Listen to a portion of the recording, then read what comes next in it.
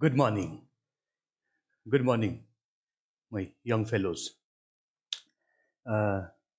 आज का टॉपिक एक छोटा सा टॉपिक है बच्चों, है ना? आपके सिलेबस के हिसाब से सिलेबस में दिया हुआ है that bryophytes. Bryophytes, they have adopted some terrestrial characters, or in other words, we can say the title of today's lecture is the terrestrial or land adaptations of bryophytes, the group of plants which have recently means few million years back, ठीक है, they have adapted themselves to some terrestrial habitat. So छोटा सा topic है, ठीक है बच्चों. हम कोशिश करेंगे आधे घंटे में कंक्लूड कर लें, ठीक है. पर उससे पहले बच्चों, ये जो शब्द है adaptation, what does it mean? Adaptation का क्या मतलब होता है कि some structural changes adopted by that group of organisms, and here they are bryophytes. These are the structural changes which finally lead to functional changes for survival of that group of organisms or that group of plants, ठीक है. And that adaptation is in accordance with the change in environment, ठीक है. अब bryophytes का हम बोल सकते हैं कि ज्यादातर लोग मानते हैं their regarding their origin that they had algal ancestry, that they might have evolved from algae and adopted a habit to live on land or terrestrial conditions, ठीक है बच्चों. तो ये adaptations है, स्ट्रक्चरल चेंजेस. अब स्ट्रक्चरल चेंज में हमारा या मॉर्फोलॉजिकल चेंज भी बोल सकते हैं, और मॉर्फोलॉजिकल चेंज होगा आपका एक्सटर्नल मॉर्फोलॉजिकल चेंज और इंटरनल मॉर्फोलॉजिकल चेंज, ठीक है, which ultimately leads to change in the function of that group of organisms, ठीक है. मैं आगे के स्लाइड में आपको बता देता हूं. Different plants and plant groups, they are adapted according to their habitat, ठीक है. अकॉर्डिंग टू देयर हैबिटेट की जब बात करेंगे कि हम बोल सकते हैं कि प्लांट्स या तो अडेप्टेड है एक्वेटिक एनवायरनमेंट के लिए या फिर अडेप्टेड है टेरेस्ट्रियल एनवायरनमेंट के लिए, ठीक है. एक्वेटिक एनवायरनमेंट में भी हम बोल सकते हैं कि कुछ प्लांट्स अडेप्टेड है फ्रेश वाटर में ग्रो करने के लिए, कुछ प्लांट्स adapted है to grow in marine water systems. और जो टेरेस्ट्रियल हैबिटेट है इनमें भी कुछ प्लांट्स मीजोफिटिकली अडेप्ट होते हैं, कुछ जीरोफिटिकली अडेप्ट होते हैं, जैसे मैंने एक एग्जांपल यहाँ पर जीरोफाइट कर दिया है बच्चों, ठीक है. और अडेप्टेशन जरूरी होता है दोज ऑर्गेनिजम्स और those group of organisms which adapt according to their change in their environment or their physical environment, they can survive. In those group of plants or those groups which cannot adapt, they will perish ultimately. So this is it बच्चों, ठीक है. इसलिए हर एक organism adapt होता है, humans भी adapt हो रहे हैं, ठीक है. Each and every organism is a subject to adaptation, ठीक है. एक छोटा सा एग्जांपल मैंने लिया, जैसे मान लो हम बोल सकते हैं कि जीरोफाइट्स बच्चों, जीरोफाइट्स है, जीरोफाइट्स आर अडेप्टेड. अब जीरोफाइट्स होते क्या है? These are the plants which grow in the region where there is scarcity of water, ठीक है. तो उसमें जो स्ट्रक्चरल एडेप्टेशंस होंगे वो कुछ ऐसे होंगे कि एक तो ये इंश्योर करें कि वो पानी का अपटेक कर पाए, दूसरा ये इंश्योर करें कि पानी का लॉस मिनिमम हो, ठीक है. जो फर्स्ट पॉइंट मैंने बताया था, to ensure maximum uptake of water. For that reason what adaptations are adopted by xerophytic group of plants, that they have extensive root system. इनका रूट सिस्टम बहुत विगरस होता है बच्चों, बहुत दूर दूर तक फैलता है, ताकि ये जो पानी अच्छे से ले पाए और अपने आप को सरवाइव कर पाए, ठीक है बच्चों. और दूसरा है हमारे पास रिगार्डिंग वाटर कंजर्वेशन. जो लैंड प्लांट्स है बच्चों, इनको वाटर कंजर्वेशन बहुत जरूरी होता है, ठीक है, पानी को कंजर्व करने के लिए इनके पास डिफरेंट स्ट्रक्चरल चेंजेस होना जरूरी होता है बच्चों, ठीक है। तो हम जीरोफाइट्स, जैसे मान लो हम लोग बोल सकते हैं कि जिम्नोस्पर्म्स, ठीक है, to ensure minimum loss of water, उसके लिए क्या एडेप्टेशन है इनके पास, that they have very thin leaf structures, जो लीव्स हैं बिल्कुल पतले पतले होते हैं। जैसे याद करो, हमारे पास देयार है, हमारे पास काइल है, चीड़ है, राई है, कोश है, ठीक है, उनमें एक तो पत्ते का शेप बिल्कुल निडल टाइप बन जाता है to ensure minimum loss. Moreover stomata are present in less numbers in the leaves, again to ensure minimum loss of water, ठीक है बच्चों।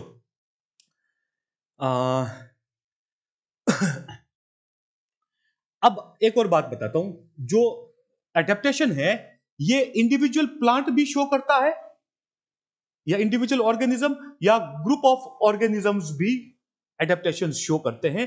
जो group of organisms adaptation show करेंगे वो परमानेंट नेचर का होता है बच्चों, वो that adaptation is permanent in nature, whereas sometimes some adaptations are shown by individual bodies, individual plants है, here in case of plants, ठीक है। तो that adaptation is temporary, ठीक है, that adaptation is temporary। एक छोटा सा मैं एग्जांपल लेके बताता हूं बच्चों। आप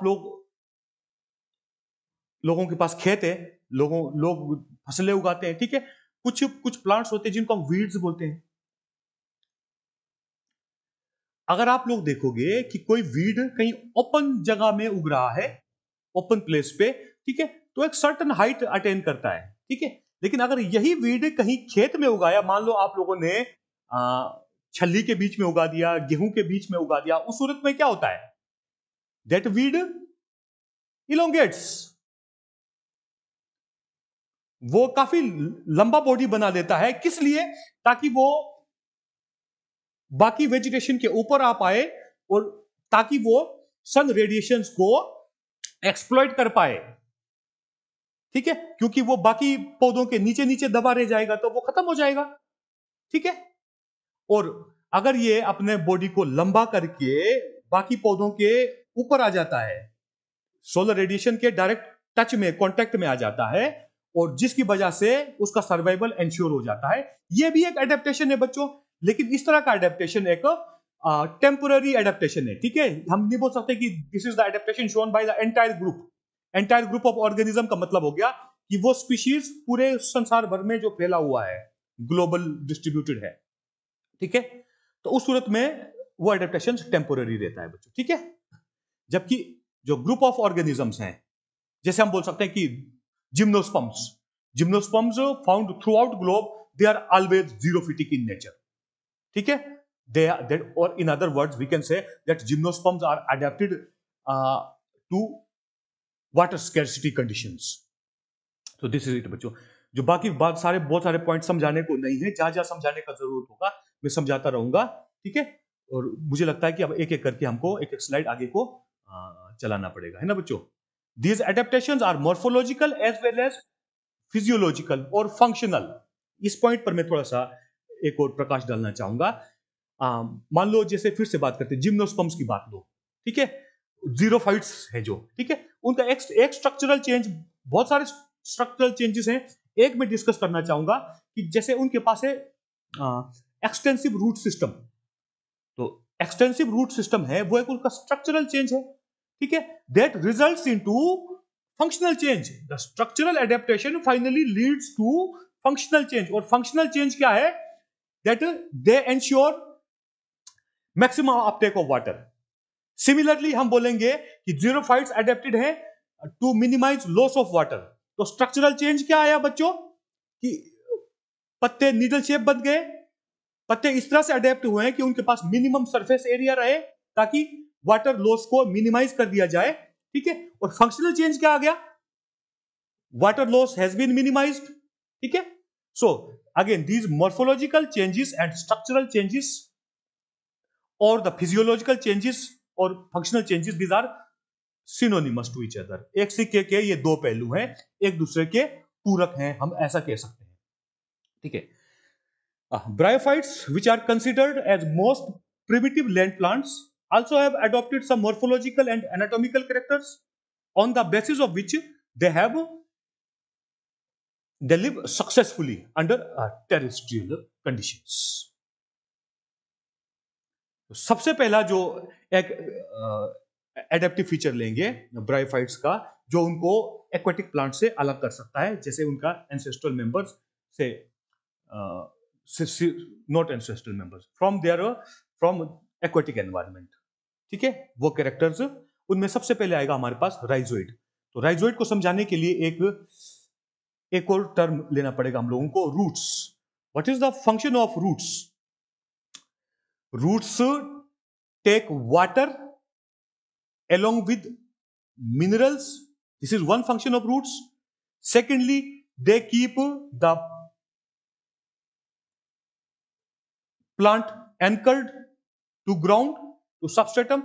And thirdly, they help to keep the plants upright against gravity. बहुत सारे प्लांट्स हैं जो अपराइट ग्रो करते हैं। ठीक है, अपराइट ग्रो करते हैं। वो किस लिए ग्रो करते हैं बच्चों? सो that they can get maximum solar radiation, so that they can ensure maximum photosynthesis. जब आप इकोसिस्टम पढ़ोगे जैसे फॉरेस्ट इकोसिस्टम पढ़ोगे, वहां पर एक टर्म आता है स्ट्रेटिफिकेशन इन वेजिटेशन।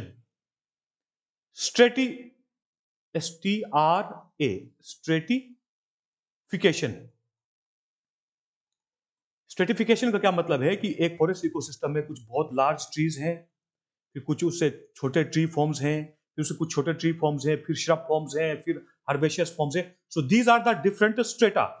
ठीक है, और ये सारे ग्रुप ऑफ ऑर्गेनिजम्स अडेप्ट हुए हैं बच्चों, और अब अलग अलग स्ट्रेटा फॉर्म किया है again, and they are growing upright. Why? To ensure maximum photosynthesis. That is why you will find that majority of the land plants, they have a habit of growing vertically. This is just for one purpose. ठीक है, just for one purpose, and that purpose is to ensure maximum photosynthesis. ठीक है, इसी वजह से ये इतना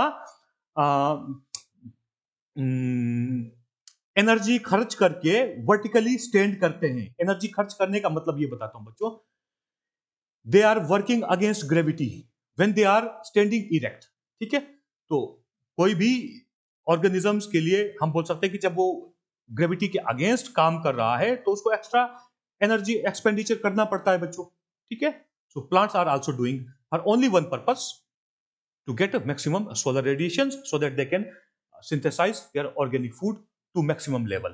ठीक है, तो 3 पॉइंट्स ये हो गए। लेकिन जो ब्रायोफाइट्स हैं, ब्रायोफाइट्स के केस में रूट्स नहीं है, लेकिन root like structures called rhizoids हैं, which perform similar function. They uptake water and mineral. They help bryophytes to remain anchored to substratum, and they help some bryophytes to keep vertically upright against gravity. For example, in some members of a class of Bryopsida, or simply saying, for example, mosses. Mosses में भी मोसिस के अंदर जो rhizoids हैं, ये gametophytic plant body को upright रखने में हेल्प करते हैं। ठीक है, तो जो राइजोइड्स हैं, हम बोल सकते हैं कि these are the terrestrial characters, terrestrial adaptations adopted by bryophytic group of plants. अब मैं एक एक करके पढ़ता रहूंगा। Although bryophytes do not possess any root, they have root-like structures called rhizoids. These rhizoids help the gametophytic plant body of bryophytes to remain anchored with substratum and also help in absorption of water and minerals. Also, they help many members of class Bryopsida, only class Bryopsida. Why? Because in Anthocerotopsida and Bryopsida, all the members are growing prostately. That means they are not growing against gravity. ठीक है, so they help the members of class Bryopsida to remain vertically upright to ensure maximum exposure to solar radiations, so that they can perform maximum photosynthesis, which is necessary for their survival. Now, second one is presence of some waxy substances. This is one more land adaptation that is in the form of cuticle. आप क्या पाते हो बच्चों, जो land plants है उनके body के surface पे कुछ वैक्सी सब्सटेंस प्रेजेंट रहता है और वो कहलाता है क्यूटिकल. और क्यूटिकल हमें हालांकि एक कंपोजिट स्ट्रक्चर है बच्चों. This is a composite structure formed by some fats in the form of waxes and some polysaccharides. The same chemical found in bryophytes, it is although not the true cuticle, but these are the structures which are some have waxy nature, and these are present on body surface of bryophytes, on gametophytic thalli as well as sporophytic thalli, to ensure minimum loss of water and also to ensure protection against desiccation. So such structures, presence of such structures can be considered as one more land adaptive feature adopted by bryophytic group of plants. और ऐसे जो वैक्सी substances हैं ये aquatic plants में नहीं होते हैं क्योंकि उनको वाटर कंजर्वेशन से कोई लेना देना नहीं है बच्चों. जो वाटर कंजर्वेशन शब्द है ये ज्यादातर टेरेस्ट्रियल प्लांट्स के लिए माना जाता है नेसेसरी. एक्वेटिक प्लांट्स के लिए क्यों नहीं माना जाता है? क्योंकि वो हमेशा पानी के कांटेक्ट में ही रहते हैं. ठीक है, तो वाटर लॉस का प्रॉब्लम एक्वेटिक प्लांट्स बिल्कुल फेस नहीं करते हैं. हाँ, जो पार्ट एक्वेटिक प्लांट्स का वाटर सरफेस से ऊपर आ जाता है उनके पास कुछ प्रोटेक्टिव फीचर्स, एडेप्टिव फीचर्स होंगे, लेकिन जो सबमर्ज्ड प्लांट्स है उनको वाटर कंजर्वेशन से कोई लेना देना नहीं है. ठीक है, तो जो प्रेजेंस ऑफ वैक्सी सब्सटेंस है उसका मेन कंसर्न वाटर कंजर्वेशन से है बच्चों. ठीक है, to ensure minimum loss of water for survival. Unlike aquatic plants, terrestrial plants have adopted in a way to ensure water conservation. For that purpose, presence of a waxy substance called cuticle is present. Is one of the adaptations to ensure minimum water loss through general body surface. In bryophytes also, similar waxy substance is present over the general body surface of gametophytic thallus as well as sporophytic thallus both बच्चों. Now next adaptation is in the form of air pores and stomata. In higher members like in pteridophytes, gymnosperms and angiosperms, fully functional stomata are there. ठीक है, the presence of stomata is again an land adaptive feature. Why? This is the structure responsible for gaseous exchange between carbon dioxide and water. However, aquatic plants, submerged aquatic plants especially, do not require any stomata. They don't have any stomata. Why? Again, because the exchange of gases that takes place through general body surface. ठीक है बच्चों, तो कुछ bryophytes के कुछ members है वहां पर स्टोमेटा प्रेजेंट है, कुछ मेंबर्स है वहां पर similar structures responsible for gaseous exchange called air pores are present. For example आगे के स्लाइड्स में करेंगे हम मार्केंशिया. और जो स्टोमेटा प्रेजेंट है ये भी कुछ फंक्शनल स्टोमेटा है, कुछ नॉन फंक्शनल स्टोमेटा है. फंक्शनल स्टोमेटा की जब हम बात करेंगे बच्चों तो हम कह सकते हैं कि स्टोमेटा या सिंगुलरली सेइंग स्टोमा के पास अगर गार्ड सेल्स हैं, because these guard cells are responsible for closing and opening of stomatal structures. ठीक है, so in some members functional stomata are there, for example Anthoceros capsule, and in some members non-functional stomata are there, for example Funaria capsule lower half. Air pores and stomata are present in bryophytes, and these are the structures responsible for gaseous exchange, mainly carbon dioxide and water. These structures are generally absent in aquatic members. As in aquatic plants, gaseous exchange occurs through general body surface. तो aquatic plants खासकर जो submerged है बच्चों. ठीक है, उनको stomata का कोई जरूरत नहीं रहता है। तो प्रेजेंस ऑफ स्टोमेटा हमारे पास तीसरा लैंड एडेप्टिव फीचर आ गया, adopted by bryophytic group of plants. आगे मैंने कुछ इमेजेस रखा है, इमेजेस से मैं अच्छे से समझा दूंगा या मैं सिंपल पढ़ दूंगा।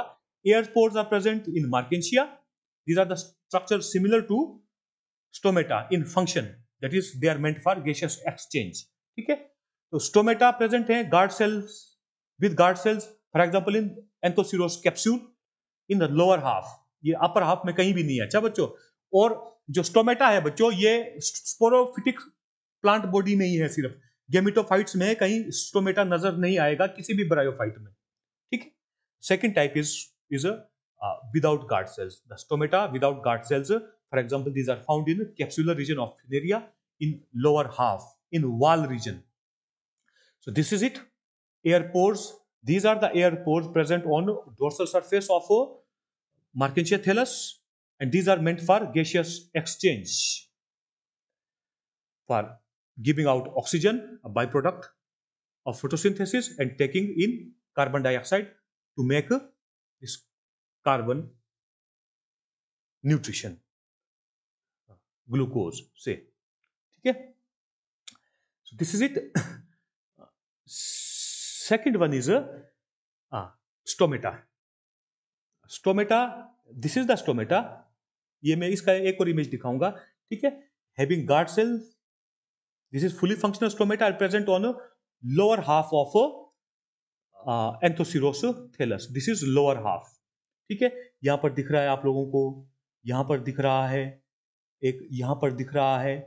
ठीक है, these are present in epidermal region and they are equipped with guard cells.